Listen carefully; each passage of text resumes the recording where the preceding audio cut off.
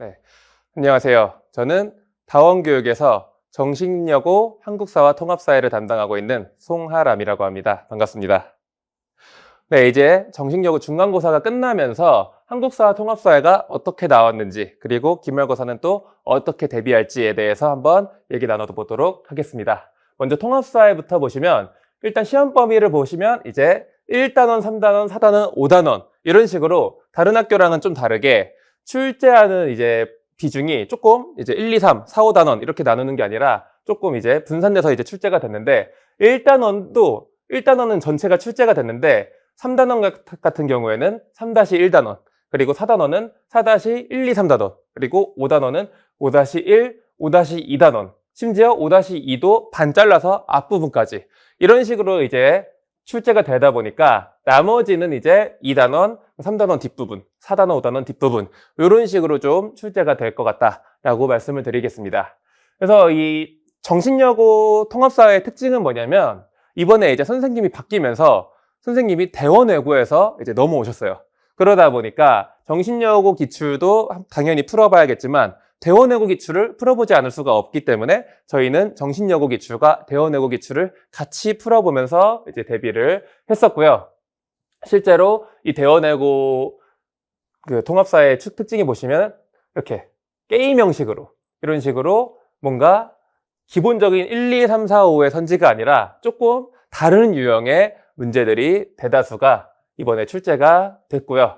그리고 3단원 같은 경우에도 일반적인 그래프가 아니라 여기 보시면은 기온의 연교차와 체나널 평균 기온만 나와 있는 그래프 그리고 얘 같은 경우에는 그냥 강수량이 아니라 누적 강수량이 나와 있는 그래프 이런 그래프들이 나오면서 세계지리에서 굉장히 이 고3 수능 문제거든요.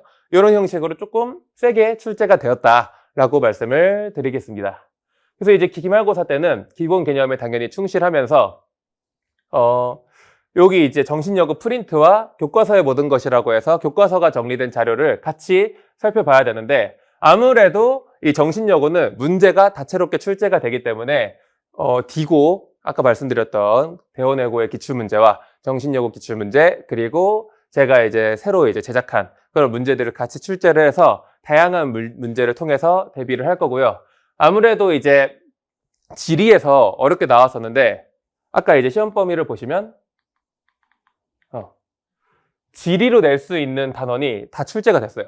그 중에서 이제 4-1에서 앞부분만 출제가 되고 뒷부분은 이제 출제가 안 되는데 여기 있는 4-1의 문화와 문화권 이 파트가 3-1처럼 세계지리 파트이기 때문에 여기에서 많은 문항이 출제가 될 걸로 예상이 됩니다. 그래서 항상 세계지리 파트 대비하고 그리고 문제 유형 대비하고 이런 식으로 대비하면은 정신여고는 잘 대비가 될 것 같습니다.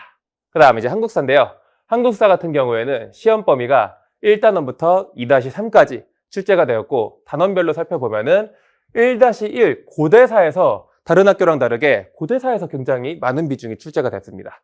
거의 22점이었고요. 그 중에서도 이 삼국시대에서 8.6점이 출제되면서 비중이 삼국시대가 생각보다 높았다는 걸 알 수가 있고 다른 학교랑 이제 다른 차이점은 보통 이제 고려시대가 출제 비중이 높은데 정신여고는 고려시대가 11.6점으로 출제 비중이 가장 낮습니다. 그렇게 출제가 되고 오히려 조선 전기와 후기가 합쳐서 한 27.7점 정도로 거의 한 3분의 1에 가깝죠. 그렇게 출제가 되면서 조선이 이제 세게 나온 특징이 있고 그리고 테마사에서 이제 조금씩 출제가 됐는데 대외관계사, 경제사, 사회사 해가지고 총 39점이 테마사에서 출제가 됐습니다. 그래서 통합사회랑 마찬가지로 단원별로 조금 비중을 최대한 분산시켜서 내려고 한 모습이 조금 보이고요. 교과서로 보시면 여기까지가 중간고사 시험 범위였고 앞으로 이제 사상사, 문화사 그리고 근대사가 이제 시험 범위가 될 텐데 다른 학교랑 여기는 마찬가지로 근대사에서 순서 관계가 굉장히 세게 나올 걸로 예상이 되고 이미 이따가 기출문제를 보시면 알겠지만 이 전근대사에서 순서 문제를 굉장히 많이 내고 어렵게 낸다는 거는 근현대사에서는 훨씬 더 어렵게 나올 가능성이 있기 때문에 이 순서, 관계 이런 것들을 굉장히 촘촘히 다룰 필요가 있습니다. 기출문제를 보시면 이런 식으로 연표 문제 그래서 조광조의 기묘사화 문제가 나왔었고요. 그리고 여기도 또 연표 문제였죠. 그 다음에 이제 순서 고르기 문제. 이런 식으로 순서와 연표 이런 문제들이 다 순서 문제죠. 순서 문제가 많이 나오기 때문에 앞으로 순서 문제 위주로 조금 더 대비를 해야 되고요. 그렇기 때문에 이제 기본 개념에 충실하면서 순서 익히기 요거를 좀 주안점으로 두셔야 되고, 그래서 기본 개념은 항상 저희가 이 백지복습으로 항상 제가 얘기를 하는데, 백지복습을 좀 어려워하는 친구들을 위해서 새로 만든 게 요 교과서의 모든 것이라고 해서 모든 문제를 객관식이 아니라 그 단답형과 그리고 빈칸 OX로 이제 출제를 해가지고 요것만 계속 반복해서 볼 수 있게끔 해서 이제 만들고 있고, 그리고 근현대사에서는 지도도 좀 같이 보면서 대비를 하면은 좋을 것 같습니다.